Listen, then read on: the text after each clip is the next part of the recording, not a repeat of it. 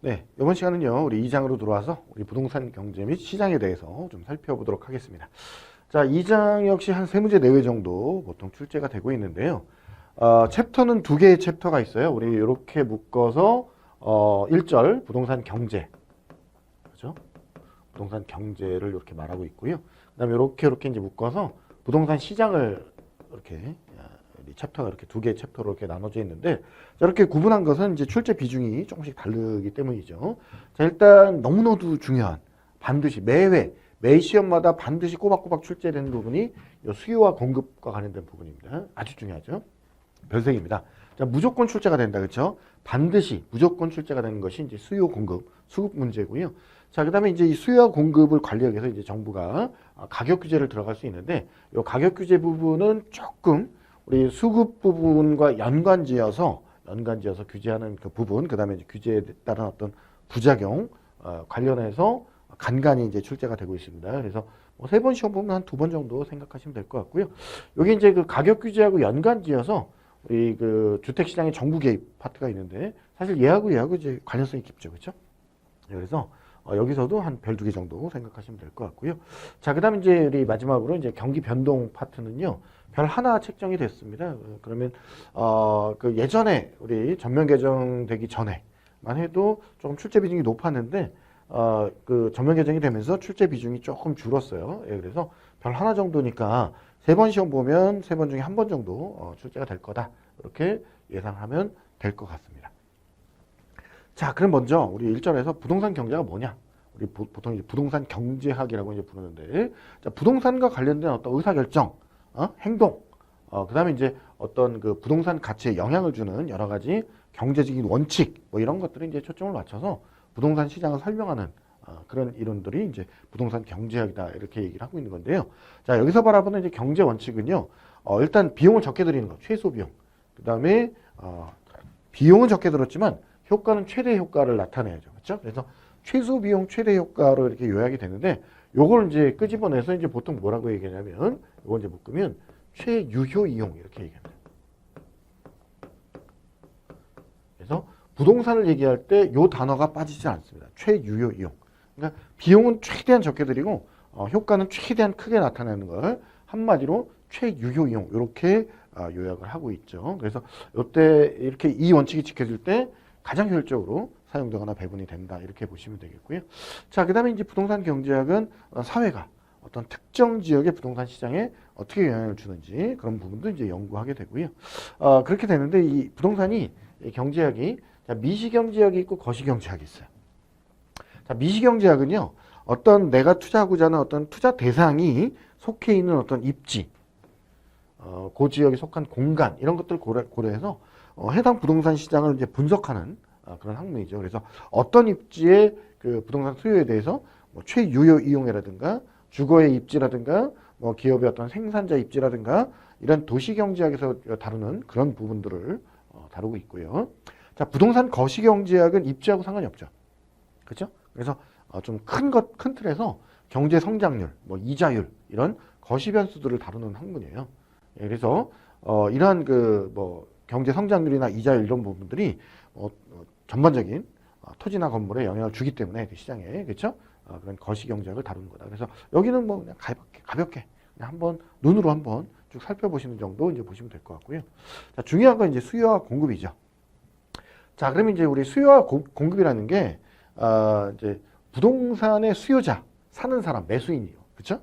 아니면 뭐 임차하고자 하는 임차인이 되겠고요.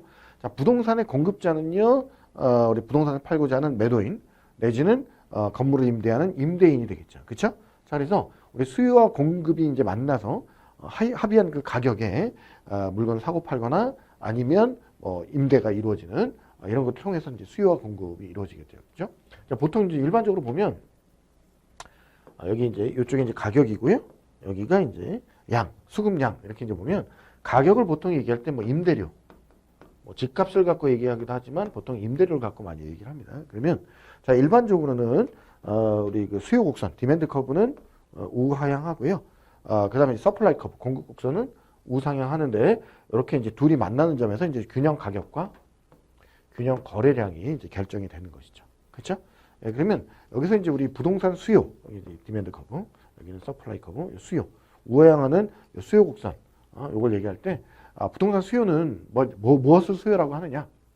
어떤 시기에 이 부동산에 대한 구매 능력이 있는 수요자가 사용하거나 내지는 투자 목적으로 부동산이나 어떤 부동산 서비스를 구입하려는 그런 욕구를 부동산 수요라고 하죠. 자, 우리 사실은 부동산은 누구나 사고 싶고 누구나 갖고 싶어 해요. 네, 살 돈도 없으면서 그냥 막연하게 부동산 사고 싶다 해서 그걸 수요라고 얘기하진 않죠. 그러니까 구매 능력이 있는 사람, 그렇죠? 구매 능력이 있는 사람이 사고자 하는 어떤 욕구를 수요라고 하는 겁니다. 그럼 여기서 수요량은 수요자가 부동산을 사고자 하는 양을 수요량이라고 하는 것이죠. 자, 그러면 우리 그 수요의 법칙이라고 하는 게 있습니다. 자, 밑에 이제 뭐 그래프도 나와 있는데, 자, 이 수요 곡선은요, 이 디맨드 커브죠. 우하향하는 요 수요 곡선이 있는데, 단위당 가격, 뭐 임대료하고 수요량과의 관계를 그래프로 나타낸 거죠. 자, 그러면 일반적으로 우리 그 간단하게 생각하면 돼요. 수요량의 변화는요, 가격 요인의 변화로 수요량이 바뀌는 것을 우리 수요량의 변화 이렇게 얘기합니다. 그러니까 가격의 요인이, 자, 예를 들어서 가격이 비싸면요, 너무 비싸서 사람들은 안 살려고 그래요. 그러니까 수요가 줄어드는 거고요. 만약에 가격이 싸지잖아요. 그럼 사람들이 와, 싸니까 사려고 몰려요. 그러니까 수요량이 늘어나는 거죠. 그렇죠? 자, 그래서 우리 이렇게 가격 변동의 요인에 따라서 수요량이 바뀌는데, 요거는 이제 곡선상에서 점의 이동으로, 그렇죠? 점의 이동으로 이렇게 이동하거나 이렇게 이동하거나, 이게 점의 이동으로 곡선상에서만 이동하는 거죠. 그렇죠? 자, 그래서 다른 조건이 똑같다라고 할 때 부동산 가격이 오르면 수요량은 줄고요. 가격이 떨어지면 수요량은 늘어나는 겁니다. 그렇죠? 그래서 우하향하는 그런 곡선 모양을 갖게 되고요. 이 가격만의 요인 변화로 수요량이 곡선상에서 점으로 이동하는 거, 이걸 우리는 수요량의 변화 이렇게 얘기를 합니다.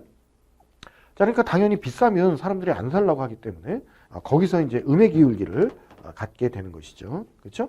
이렇게 보시면 되겠고, 자, 그러면 가격 이외에 다른 요인 때문에 수요 자체가 변화하는 걸 우리 수요의 변화 이렇게 얘기합니다. 그러니까 가격 말고, 자, 예를 들어서 우리 이제 부동산이니까 소득 수준이 확 늘었어요. 자, 소득 수준이 늘면 그동안에 뭐 예를 들면 뭐 새를 살았는데 집 사고 싶은 그런 욕구가 생겨서 집을 사고자 하는 수요량이 늘어나는 것이죠. 예, 그러면 수요 곡선 자체가 이렇게 우측으로 이동해요. 그러니까 원래 여기 있었는데, 그러니까 뭐 소득 수준이 늘었다거나 뭐 이런 여러 가지 요인들로 인해서 수요 곡선 자체가 이제 우측으로 이동하는 거죠. 반대의 케이스는 수요 자체가 줄어들면 수요 곡선 자체가 좌측으로 이동할 수는 있어요. 이렇게 가격 요인 이외에 다른 요인의 변화로 인해서 곡선 자체가 이동하는 것을 수요의 변화 이렇게 얘기합니다. 그래서 여러분들이 수요량의 변화는 가격 요인, 가격 이외에 다른 요인들은 수요의 변화 이렇게 나타낸다는 거 알아두시고 이제 지문들을 볼게요. 자, 여기 나오죠. 수요의 변화는 가격 이외의 다른 요인이 변화해서 곡선 자체가 이동하는 거예요. 그렇죠? 자, 그러면 예를 들면 소득이 늘면 어때요? 재화 구입량이 늘어나니까 수요 곡선이 우리 조금 전에 이제 봤던 것처럼 이렇게 우측으로 이동하게 되는 것이죠. 그렇죠? 자, 그러면 이거 외에도 부동산 수요가 증가하는 주요 요인들이 있는데 아주 중요하죠. 시험에 무지막지하게 나옵니다, 이게. 자, 그러면 부동산 생각해 보면요. 자, 인구가 늘면 부동산 수요가 늘어요. 뭐 당연한 얘기죠. 그렇죠? 자, 그런데 인구가 줄어도 부동산 수요가 느는 경우가 있습니다. 그게 뭐예요? 가구 수의 증가죠. 자, 그러니까 제가 어렸을 때만 해도 대가족 제도였어요. 그렇죠? 그래서 한 집에 뭐 할머니, 할아버지, 아버지, 어머니, 뭐 손자, 손녀까지 다 이렇게 모여 살았거든요. 자, 그런데 지금은 어때요? 뭐 TV 프로가 나 혼자 산다 뭐 이런 프로가 있을 정도로 혼자 사는 1인 가구가 되게 늘었어요. 많이 늘었어요. 저희 집 같은 경우도요. 지금 이제 아이들이 뭐 좀 큰 애 둘째, 큰 애도 있고 작은 애도 있고 막내도 있는데, 막내는 막 기숙사가 있고요. 그죠? 둘째는 지금 뭐 대학 다니니까 자취합니다. 예? 이렇게 1인 가구들이 막 늘었죠. 혼자 산단 말이죠. 그렇죠? 이렇게 혼자 사는 그 가구 수가 늘어나면, 인구가 줄었다고 하더라도 가구 수가 늘어나면 그만큼의 주택 수요가 있는 거죠. 그렇죠? 그래서 부동산 수요가 늘어난다 이렇게 보시면 되겠고요. 자, 그다음에 정상제 기준으로 소득 수준이 늘면 보통 부동산 수요가 늡니다. 그러니까 예를 들어서 자, 정상제나 뭐 열등제 이렇게 구분할 때 보통 일반적으로는 아파트 그러면 이제 정상제인 경우가 많고요.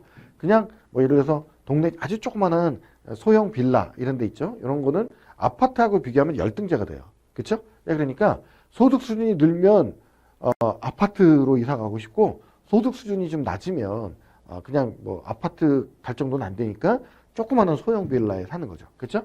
자, 그렇게 소득 수준에 따라 좀 달라지고요. 자, 그다음에 자, 우리 부동산 같은 경우는 자, 내 돈만 갖고 사기가 좀 어렵죠. 타인 자본, 즉 대출을 껴서 사는 경우가 많기 때문에 대출, 금리하고 영향이 깊습니다. 그래서 자, 금리가 인하되면 싼 대출 이자로 좀 대출을 좀 많이 받아서 부동산을 살 수가 있기 때문에 수요가 늘어나는 것이죠. 자, 그다음에 대체제라는 게 있는데 뭐 예를 들어서 우리가 아파트하고요. 오피스텔, 소형 오피스텔 이 두 가지가 대체제라고 이제 가정을 하면 그렇죠? 두 가지가 이제 대체제라고 가정을 하면 예를 들어서 아파트 가격이 너무 비싸면 소형 오피스텔 수요가 늘어나는 거죠. 그렇죠? 얘 가격이 오르면. 그렇죠? 그럴 수 있어요. 이거 두 개를 대체제라고 인식을 하면 반대로 소형 오피스텔 가격이 너무 비싸면 아파트 쪽으로 소형 아파트 쪽으로 몰릴 수 있는 거죠. 그렇죠? 그래서 대체제 가격 상승으로 인해서 특정 부동산의 수요가 늘어날 수 있고요. 자, 그다음에 이제 이 부동산을 투자재로 봤을 때 다른 예를 들면 주식이나 채권이라든가 어떤 다른 투자재의 어떤 수익률이 악화가 되면 주식시장이 안 좋아, 채권 시장도 안 좋아. 예, 그러면 부동산 시장으로 올 수 있는 거죠. 그렇죠? 자, 그다음에 이제 부동산은 세금하고 굉장히 관련이 깊습니다. 취득할 때 취득세, 보유하고 있을 때 재산세나 종합부동산세, 그다음에 처분할 때 양도소득세 이렇게 조세 관련이 상당히 깊기 때문에 이 부동산 조세의 세율을 완화시켜주면 예를 들면 뭐 재산세나 종부세가 완화가 됐어요. 그러면 싸니까 내가 갖고 있어도 그렇죠? 수요가 늘어나는 거죠. 자, 그다음에 공법상 사법상 규제가 많이 완화가 됐다. 역시 수요가 늘겠죠. 그렇죠? 또 어떤 특정 지역이나 특정 부동산 유형에 대한 선호도가 늘어나면 그죠? 그러니까 뭐 예를 들어서 특정 지역에 뭐 예를 들면 뭐 산업단지가 구성이 돼요. 그러면 그 지역에 이제 그 일꾼들이 많이 가죠. 그럼 거기 집이 많이 필요할 거 아니에요? 그 지역에 어떤 그 수요가 확 늘어날 거고요. 자, 그다음에 이제 부동산도 이 유행을 탑니다. 유행 타죠, 그렇죠?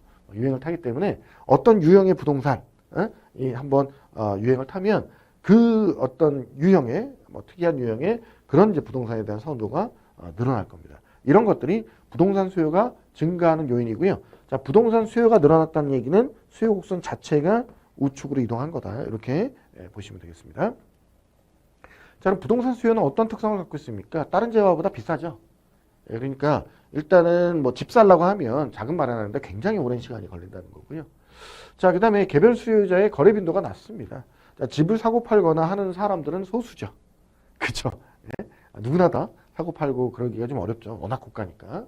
자, 세 번째 사고자 하는 사람, 수요자가 검토해야 될 사항들이 되게 많습니다. 그냥 물건 하나 간단하게 사는 게 아니죠. 구매 절차도 전문적이고 굉장히 복잡하죠. 그래서 우리 뭐 중개사라든가 전문가들의 도움을 받게 되는 거고요.